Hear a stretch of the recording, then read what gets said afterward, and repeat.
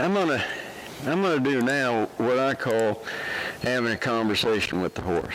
And think of it like this. Think of the people that you know that are the most interesting for you to talk to, the most interesting for you to listen to. And I bet you that these will be people that have the best command of the English language. They know how to use simple words in an order that makes sense. They know how to use the right emphasis on those words. They know how to keep your attention going right there. And they don't repeat the same word over and over and over again, usually.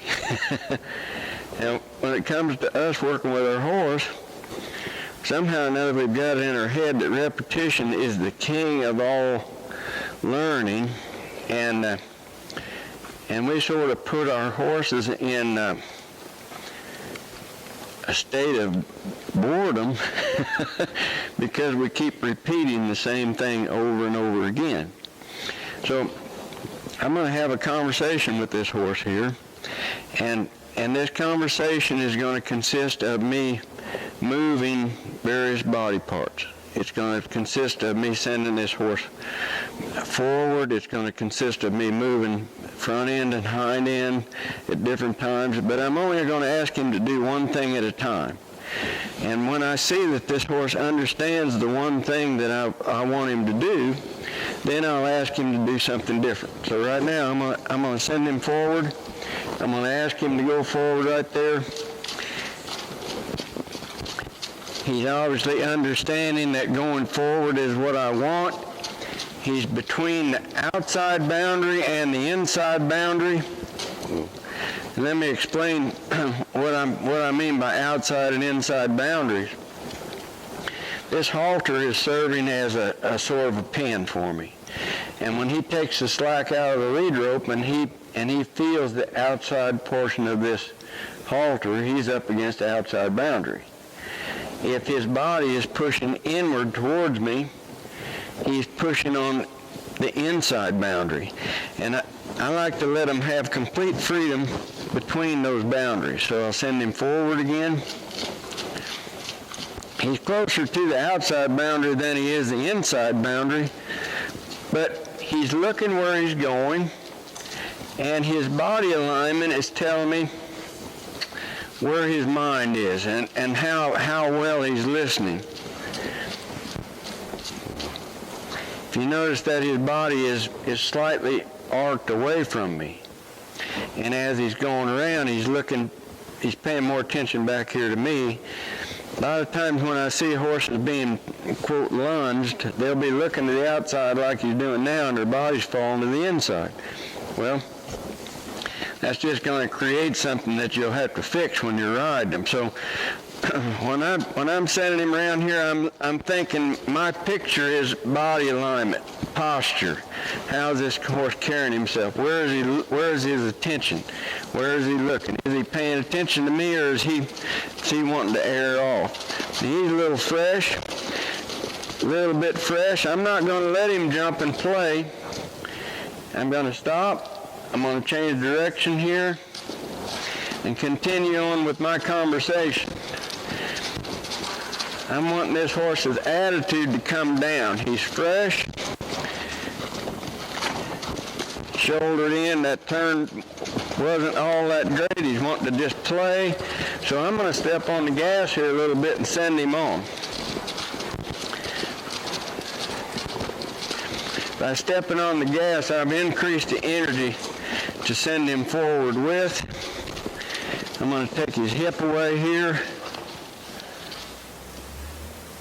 Now the reason I automatically send him after I took his hip is because this horse has quit playing and he's starting to listen.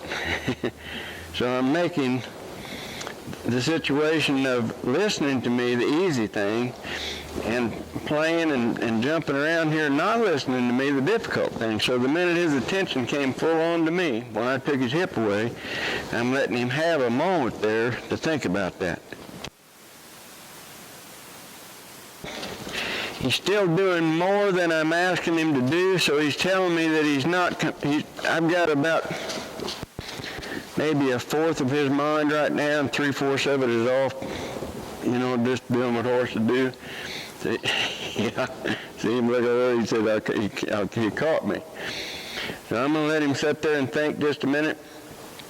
Now, I don't know if you can tell it in the film as we're going here, but as this horse starts engaging mentally, as this horse starts thinking physically, he's going to get more attractive. and I think it's exactly the same thing for people. When this horse dials into me and we're having a true conversation back and forth, I'm watching the expression on this horse, and I want this horse to be watching me, acknowledging whether or not he's hearing or whether he's not. So I'm going to go on here with him a little bit with this conversation.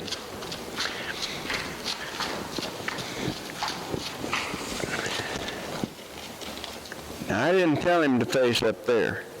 I told him to stop, but I didn't tell him to face up, and he faced up. So I'm going to step into his front end and send it back out. If he moves his feet, and I haven't told him to move his feet, and I just stand there and watch it, I don't have any say in the matter. I've let the horse take over. And that this is something that I learned early on, and I didn't realize I was learning it early on, but I grew up with cattle, and I can remember as a kid watching bulls fight, and they'll just push one another around, push around, push around, push around. And the bull that wins will stand there. And the bull that loses, well, he'll run through or over anything to get away from the one that just won. Now, he might come back and challenge this one that won, and when he does, his feet are moving towards the bull that won, and chances are that bull in the middle will just raise up and the other one will back off. So this horse moving his feet when I haven't told him to move his feet is him challenging me to take over as the leader. So if I don't do something about it by acknowledging, look, I saw you move your feet, go back over here, this is what I want. It's as simple as that. I'm just aware of the fact that he did it and that I do something about it. So I'm going to send him on here again. I've shortened up the lead rope here a little bit to get a little more efficiency out of my time, that's all. That time he stopped and listened. I'm going to back up, bring his front end through, just go on this way. Now he's just doing what I'm asking him to do. He's not doing more. I ask him to stop. He's trying to face up. I didn't ask him to face up, so I'm just aware of it. I'm going to send him on. He's standing out here just kind of looking off. He's got a little more anxiety in his body than I need for him to have to be fully listening to me, this is normal horse behavior when they're in a strange environment, especially a young stallion. They're always looking around to see where there might be, other horses and just checking the territory out. So I'm gonna put this horse to work in this conversation. And what I'm looking for is a change in his attitude. I'm looking for a change in how he's carrying himself. I'm looking for a change in how he's listening to me.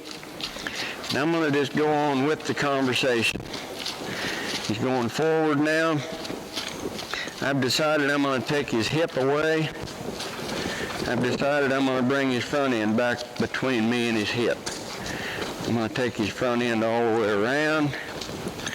I'm going to toss this lead rope over his head and have him turn away from me and come back through. There's a playfulness again, so he's not listening. Send him back around. He wants to play that hard.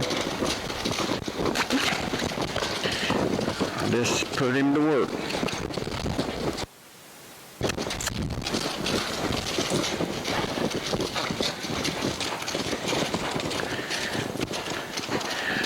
I'll ease off and give him an opportunity here to listen to me again.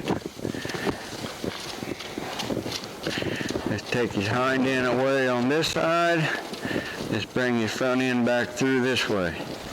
Let's take his front end all the way around. Let's have the whole horse go away, laterally away. Move your hip up there and catch up.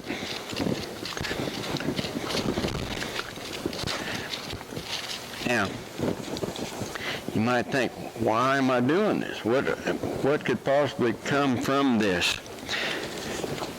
You will see a change in this horse's demeanor. You'll see a change in his eye. You'll see a change in how he listens to me as I have this conversation. When I ask him to do something, that to me is asking him to a word in horse language. If he's telling me by the way he's doing it that he either doesn't understand it or he's not in agreement on it, I'm not going to change until I see the agreement take place. Once I see the agreement take place, then I'll change to something else, and that's the change that I'm talking about that creates the opportunity for the human to become interesting to the horse. So, why am I doing this? I'm doing this to get this horse's attitude in a pliable state of attentiveness, so that this horse will give me his feet in the palm of my hand here, so to speak, through this lead rope. I'll be able to get him to do what I want him to do with his feet at any time. And the real importance here for me is that groundwork done like this is not just groundwork.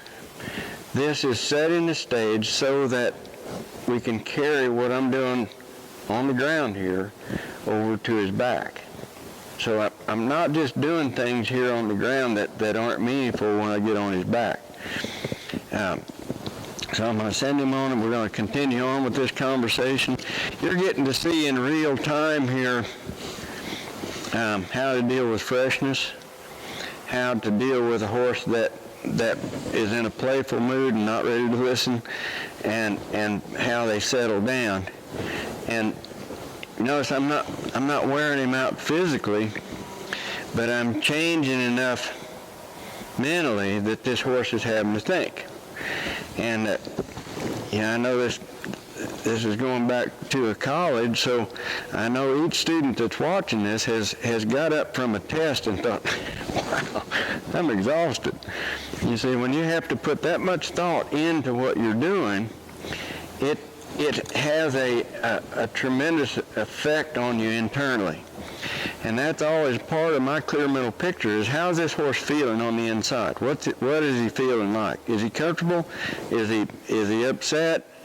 Is he attentive to me? How is he feeling? So that's why I'm doing this thing that I call the dance. I'm going to send him on forward. Stop.